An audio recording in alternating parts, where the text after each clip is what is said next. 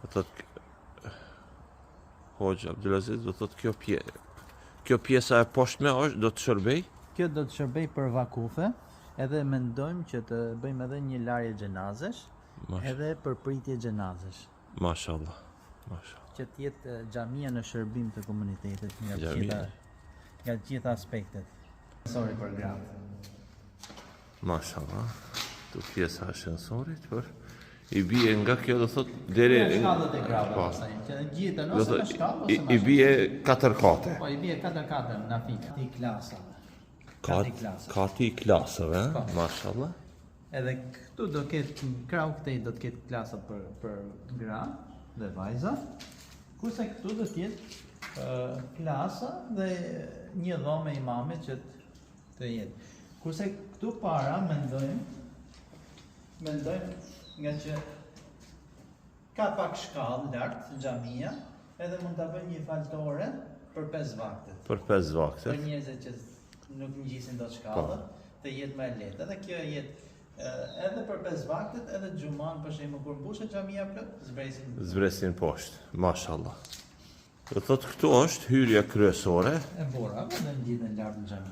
Mashallah. Nga zona juaj. Nga zona jon?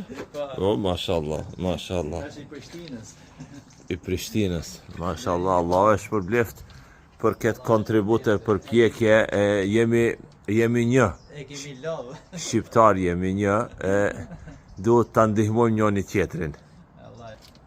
Hoxha Abdulaziz, kjo do të qëndroj si? Si balkon, e lirë, kështu e hapësirë.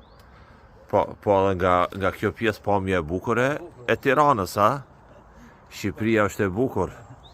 O Zot, ruje vendin tonë. Do të tu po planifikoni një gjelbrim të vogël, a? Mashallah.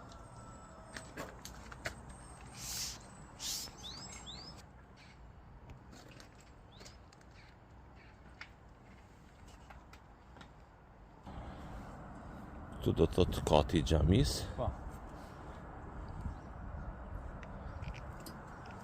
Matizja grave do vi deri këtu. Këtu do vi një hark. Se është harku i kupolës.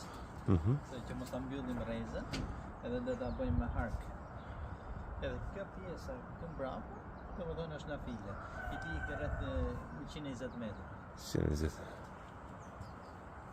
Mashallah.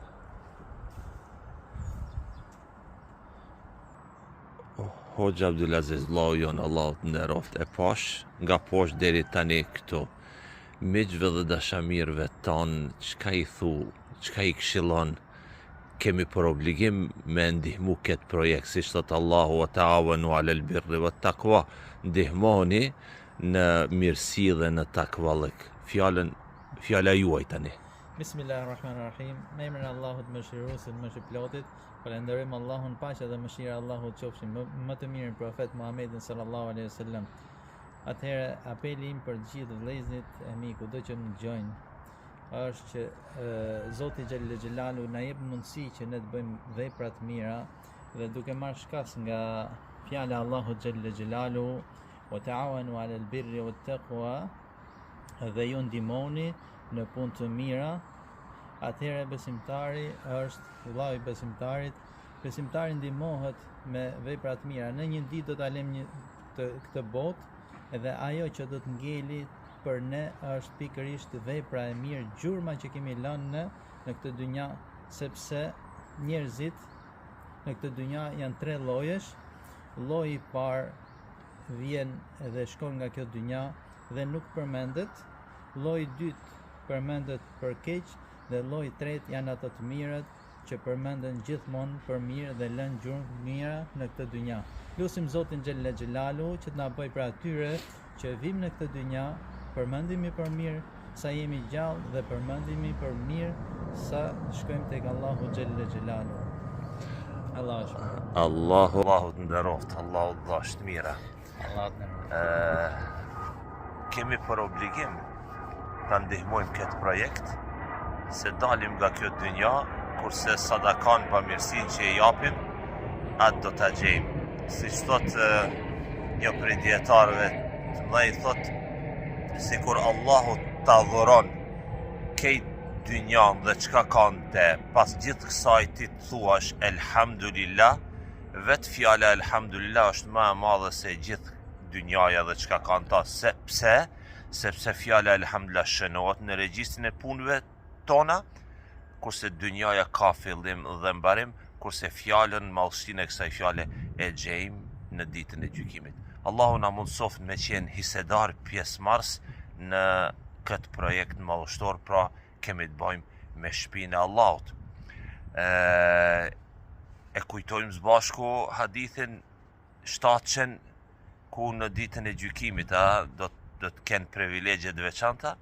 Një prej tyre është edhe rajulun qalbuhu muallaqun bil masajid, një burr që zemra e tij është e varur, është e lidhur për xhami. O Allah, na bësh shtëpinë tonë të dashur në zemrat tona. Inshallah, do të jemi pjesëmarrës këtë projekt madhështor. Allahu Azza wa Jall e boft këtë xhami bashkim të zemrave, adhurim të sinqert ndaj Allahut. Allahu Azza wa Jall na shtoft, na boft adhurimin ton sinqert dhe Allahu e boft kabul dhe e pranoft. Wassalamu alaikum wa rahmatullahi wa barakatuh. Inshallah do të vim shpejti ta falim namazin këtë xhami. Ahlan wa sahlan. Allah i nderoft. Allah